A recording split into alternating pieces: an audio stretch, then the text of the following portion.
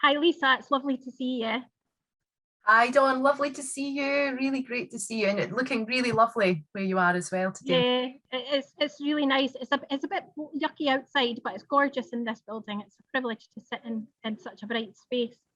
So I know we're going to have a little chat today about our dementia-friendly communities, but just before that, if we just take a minute to introduce ourselves. I'm Dawn Irvin from Capitol Theatres. I'm the Creative Engagement Manager and Dementia-Friendly Projects Lead. We've had a dementia-friendly community now at Capitol Theatres for around, this must be about our 6th year now. And we have a whole programme of activities, from very light touch engagement, such as our drop-in cafes, our tea and jam sessions, which are around about regular music making, and some songwriting sessions, to sort of more embedded longer term projects, such as our Zoom with a View project, which is a heritage reminiscence project, and things like our Satellites, which is a performance company. It's Scotland's first performance company for people living with dementia and their loved ones. So we have a whole host of different ways for people to engage, and of course not forgetting all of our dementia friendly performances, which of course we've done with yourselves. Yeah. Great, lovely. Well, it's amazing work you're doing, really inspiring. My name is Lisa Sinclair, and I'm Scottish Ballet's Senior Dance Health Manager. And our dementia-friendly work our journey began in 2017, just after that, and we were successful in getting 3 years funding, dementia-friendly communities funding from the Life Changes Trust. And that enabled us to set up a whole new programme of work for Scottish Ballet, which was a real first for us, and it rippled across the whole company, and we made our whole building dementia friendly and welcoming to all people living with dementia and their families. We run weekly classes. Now, normally, when we're not in the middle of a lockdown, our classes would normally run at our studios at Scottish Ballet in Glasgow. And they're a bit of a day out, an event for the whole family. And we regularly have 3 to 4 generations of the same family that will come and enjoy them, which is really wonderful. We have dance classes, we have live music, which is really important for us. And we have social cafes normally before and after. And we get together and we have a cup of tea and a biscuit and a good blather about what we've done in the class, but also what we've got coming up for the rest of the week. We run care home programmes across Scotland. So as a national company, we work across Scotland and beyond as well. And we love working in care homes. We do a lot of intergenerational work, projects, classes, workshops in care homes as well. More recently, because of lockdown, we've moved everything online. We've been running on Facebook, we've been running Zoom classes, and we've created a lot of pre-recorded resources, which we've got available now to send out to anybody who would like them, either electronically or through DVDs. And what we're currently working on, which is a new piece of work for us, is a one-to-one resource, which we're currently piloting in some care homes, but that we're working out, we're looking to expand out to hospital settings and for people living at their home as well, that can be done in their beds or at their bedside for people that might want to access our dance and our company work in that way. Yeah, that sounds amazing. And so that's, you kind of answered what was going to really be my first question, but in a similar way, your journey sounds similar to ours in terms of the progression and the areas that you're working in. Obviously, yours is more concentrated on dance, and from our perspective, it's on theatre and performing art. Well, dance is obviously a performing art as well. But so how did that all start for you originally? What was it that sort of initiated Scottish Ballet to want to be a dementia-friendly community? That's a really good question. And I think you've also touched on where our connections lie as well, that we've got that shared ethos and that performing arts focus as well, which is really beautiful. So for us, we received a phone call actually from a care home locally in Glasgow, which is where we're based. And the manager there spoke to our director of engagement, Catherine Cassidy, and said, I have a gentleman here who I think maybe used to be a professional dancer, because he carries himself so beautifully and he's always dancing around and dancing with and dancing for all the residents and staff. And when she told Catherine this resident's name, because he didn't have any other family or friends that they could find, she was saddened to hear that it was someone who was actually known to the dance community, was known to us.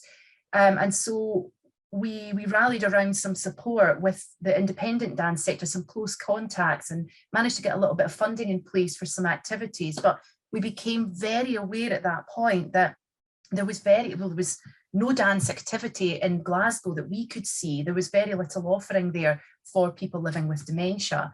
And on top of that, through our Regenerate ballet classes for older dancers, so age 60 plus, we had observed that a couple of our participants were showing what we suspected to be very early stages of dementia. And so we worked with their families, with those participants and their families, to try and find ways of making those classes a safe and welcoming and inviting place for them to continue to access.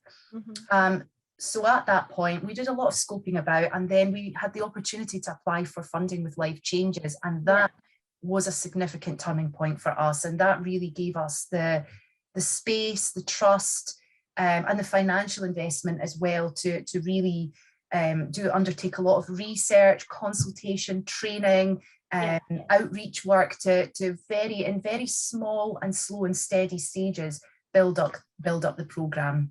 And that's, we're now in our 4th, 5th year as well. Again, that sounds like not a dissimilar journey to ourselves, and I have to also say that, you know, with the support that we received from Life Changes Trust, it was transformational in what we've been able to achieve. For us, it was, because we're obviously a venue in the heart of Edinburgh, it was more about, we were realising, with, you know, through our figures and our stats, that there was a certain point where people were dropping off from attending. And so similar to yourself, Lisa, what you mentioned about consultation and conversations with your participants and audiences, a lot of the sort of conversations we were having were around people being diagnosed with a dementia or another sort of life-limiting illness that was no longer able to come and enjoy their sort of cultural experience as they normally would have, or felt comfortable.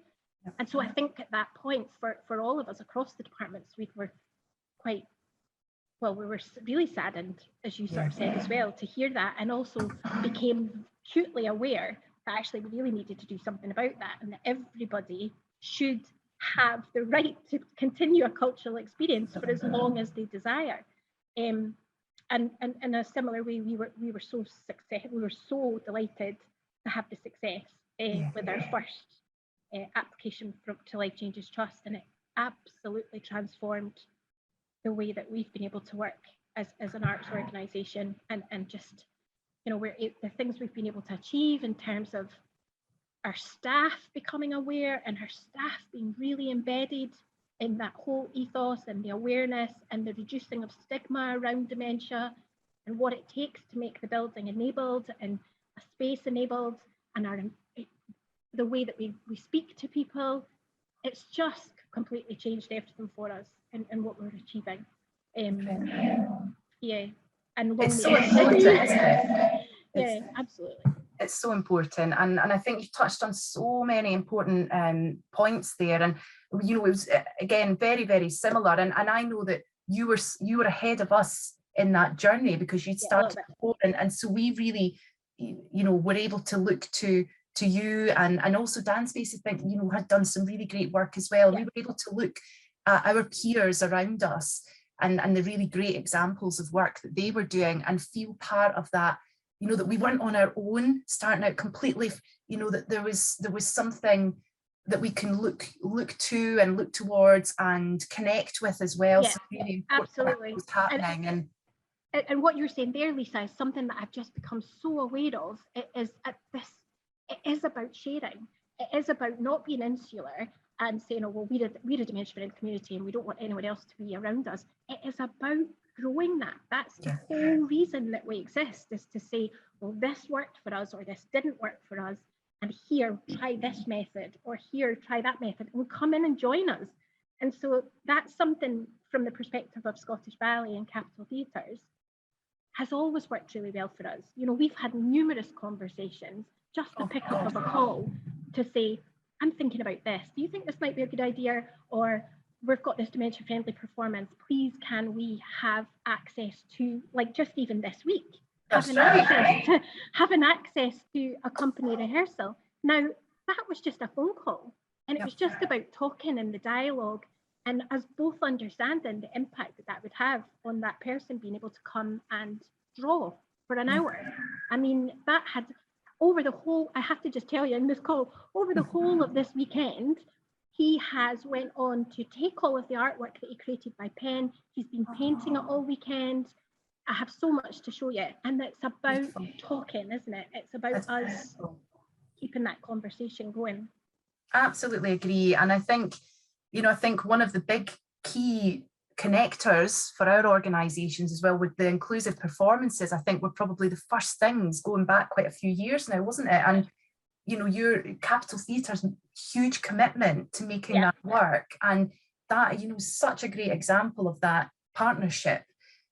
Because it feels like we bring our whole team, our whole engagement team comes to those events, and we work so closely with your teams at Capital Theatre on that day, because it can't work in silo. It has to be a true collaboration. And it's so magical. It's beautiful. And the participants and audiences feel that it's the energy and the respect and the love that you're sort of sharing within us working together. And people feel that. I really believe people can feel that when they come in the building, when they come into an inclusive performance, that they know they're supported. They're supported from the minute, if not outside of the door, but they're supported through the whole journey that day.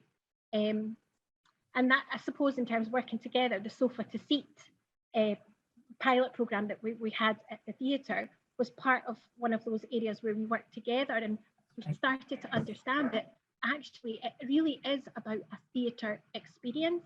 It's not just come sit down and here's your ticket and find your own way here. You know, if you want to eat beforehand, you'll need to find somewhere to eat. It's about listening to our participants, our focus groups, all those people with lived experience. And what happened for me in that example was, through doing exactly that, the main barriers that are coming out time and time again are transport. You know, if you're living in a rural area, as we know, and just from a carer perspective, often the time and energy that's required out with all the other things that they're doing to go, all right, what time do I need to leave? Where might we eat? Oh, it's too much. It's just too much. But we just took that and literally allowed people to come from their sofa to their seat, hence the name. There was no other name for it. And it was amazing that Scottish Ballet, again, because you understand that commitment that we've all made, and you understand how it works and how we can make this a thriving and flourishing environment, that as soon as I spoke to you about it, there was absolutely no question. You were absolutely behind offering it was what was the first one? It was like a sensory tour almost. So we supported participants in having afternoon tea, and I think it was Miriam from your end came in, and Lorna, and joined us for an hour or so before the show, and people were able to feel costumes. Honestly, that was just, they were absolutely delighted that day. You know, they saw props, they heard about the show beforehand, they heard about the characters, they heard about dancers. And then after the lunch, we all supported them to go into the theatre and spend time together and just enjoy that experience towards Christmas time. And it absolutely, that's the type of thing that we just need to do more of, isn't it? That absolutely. I think it's really, really important, and it really enriches and enhances our productions, you know, as a company as well. And for us, that's what we want our engagement work to be. And we're, you know, we're Scottish Ballet, we're a national dance company. We are there to serve everyone in Scotland, not only certain communities or groups of people. We're there for everybody. And those opportunities are really, really important, those experiences, because they help all people to connect and find different ways of connecting with the work, and to open that out in ways that are really meaningful and enriching. And, you know, our mission is to inspire on stage and beyond. So I think that and beyond part is particularly important. And for all of the engagement work that we do, you know, that's what we strive for. So yes, I'm all for that. I think it's something that does need to happen and continue to happen.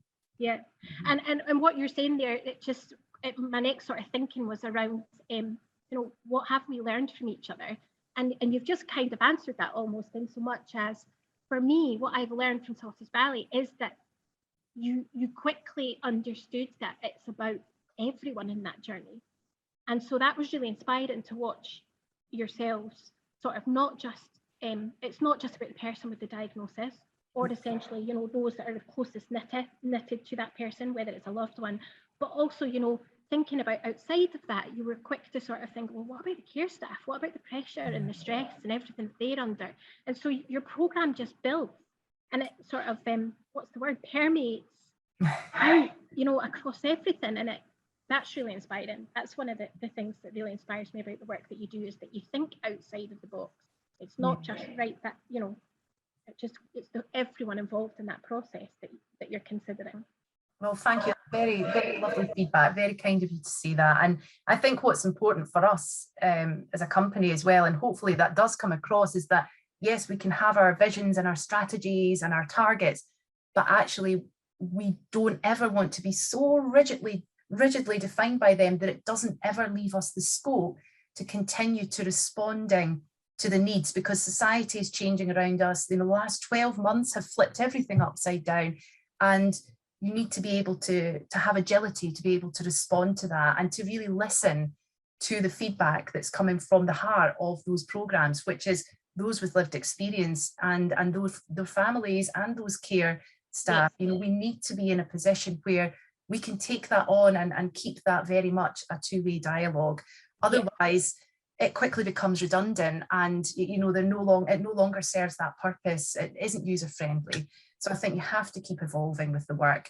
And I think, you know, and similarly, Dawn, as well, you know, the way I think how you've responded, particularly in the last 12 months as well, you know, how you've responded, you know, across the network has been exemplary. It's shown such leadership, and I know that certainly it's inspired us in some of the work that we've been doing as well, and we've been able to have there's quite a few conversations between us during that time, wasn't there? Absolutely. Picking up the phone, right, could you give us some feedback on this, and can we come and try out a workshop, and and I think that's really important. So I think it's really great to be able to align and connect and collaborate with other organizations who maybe have different remits, but essentially share the same ethos and commitment to making this work accessible and without compromising on the quality or integrity as well. And you know, it's interesting that you're talking about it as well, in terms of you're saying about not sticking rigidly, and absolutely that's entirely how we work now as well. And I mean, for us, what's kind of changed is that when we first obviously received our funding, it felt more prescriptive. You know, it was very much a case of, as it would be often with a funder, we will deliver X, Y, Z, and this is exactly what we will do over whatever given time scale. And actually, that's one of the most interesting things about Life Changes Trust as well, and that the way that they work and the way that they understand it. It doesn't need to be that prescriptive, because it's got to be responsive in the moment.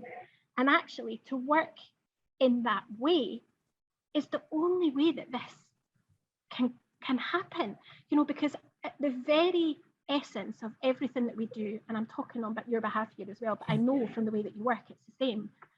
It is about the voices of people who lived experience. I mean, we literally are cushioning and supporting them to continue, if you know, if they have a desire to be creative, if they have a desire to dance, to enjoy theatre, to take part in creativity. It's about us cushioning that and supporting it, and saying, oh yeah, we can do that for you. It is that can-do attitude, isn't it? And it's about, you know, what people can achieve and not what they can, and keeping that going for as long as somebody is able or wants it. I think so. Really celebrating, I think what you said there about looking at what people can do and what can be achieved, I think underpins everything that we do. It's not, it's really looking at an asset-based approach, isn't it? And really celebrating where people are in the moment, in the here and now. And I think that's also a really lovely thing about the performing arts and the live performing arts as well, that it is very much about celebrating that, and it's about bringing people's voices and creativity and expression out to the forefront, and so often that can be forgotten. And actually that's the one thing that people can never take away from us, because it's all ours. It's all ours, and it's always there. That creativity is always there in us. And we just sometimes need a little bit of support to find it again for ourselves in whatever way that is. But it can be enjoyed and celebrated at any point on a person's journey. And I think, I think that's got to underpin everything. Yeah, absolutely. And all of that is the same way that we work. And I think that's just, you know, us talking to each other, constantly talking to each other, learning from each other, us learning from your dementia friendly community, you learning from ours, and from the people with lived experience, and sharing what they're saying informs everything that we do all the time. And I think as well, you know, in future, in the way that dementia friendly communities, they can really impact on post-diagnostic support, and it's about a holistic way of being able to achieve that, isn't it? A dementia-friendly community, it's about a less informal way, and you know, starting from a point of where somebody has an interest or a passion, and then you can support that to grow, and you can support them with other information, and you can bring in other organisations who can support them with whatever that is in an informal space, but a safe and supported environment. And I think that's both what we're trying and will continue to try very hard to achieve, isn't it, Lisa? Strongly. And having that empowerment, people should feel empowered in all they do. They should be making the choices of what matters to them and what they do. And I think they're great examples of how we can support that to happen. And what I always, you know, anecdotally, some of the information that comes back from our dancers, I would say dancers rather than participants, is we have a company of dancers when we're in the space, and it's really lovely. Is that people quite often build, if they're coming to our studio on a Sunday, for example, they'll maybe go out for a roast dinner after it, or they'll go and do their shopping after it, because the class sets them up for the rest of their day, and it means that they can build in doing things that they might otherwise not want to do, or it might be a bit more of a struggle on that day. And I just love that actually this is not something that has to just stand alone in the studio, that actually the benefits of it can be felt after, beyond, and peer support naturally, isn't it? That's really important. It's got a place in people's lives. Yeah, absolutely. I that was one of the things I was reflecting on as well, is the fact that people are friends now. You know, people that we've watched come into this community, they're part of a close knit now. They see each other outside, they phone each other outside, they check up on each other, they share information, and that is just peer support naturally growing through a shared interest and a shared passion in something, which just seems perfect, doesn't it? It's lovely. No, that's it. And those things are, you know, it's certainly, they just quite happen quite organically. Yeah, I think that's what it is. It's because it's so natural. Yeah. That it just feels right, doesn't it? Yeah. And to see it happening, for us to be able to then take a step back and watch that happen and watch people support each other, it's just the best thing. That's real privilege. That's right. You know, you're doing something right when you can see them growing into their own community, that they care for each other. So before I start to get upset and a wee bit emotional, I'm going to just say thanks, Lisa. Thanks so much for chatting through today. And it's really great to speak to you. And I can't wait to have you in our beautiful venue, live, in person, for our inclusive performance at Christmas time. How amazing is that? I didn't think it was going to happen. We cannot wait. Honestly, we are beyond excited. The team is already discussing whether we're going to get our hot chocolate before or after the event, because it's a bit of a ritual for the team. But as long as I can come, I want to come to this hot chocolate. We would love that, Dawn. We would love that so much. We'll be there with you know, all our Christmas antlers on and Santa hats, and more than ever this year, I think. Yeah, absolutely. Oh, we Let's make can't it a good wait. one. Let's make it a good one. Oh yeah, but it's It was been lovely lovely to speak to to you. So I'll nice to speak see to you you. soon. Great. Bye. Bye-bye. Thanks so much. Bye. Bye.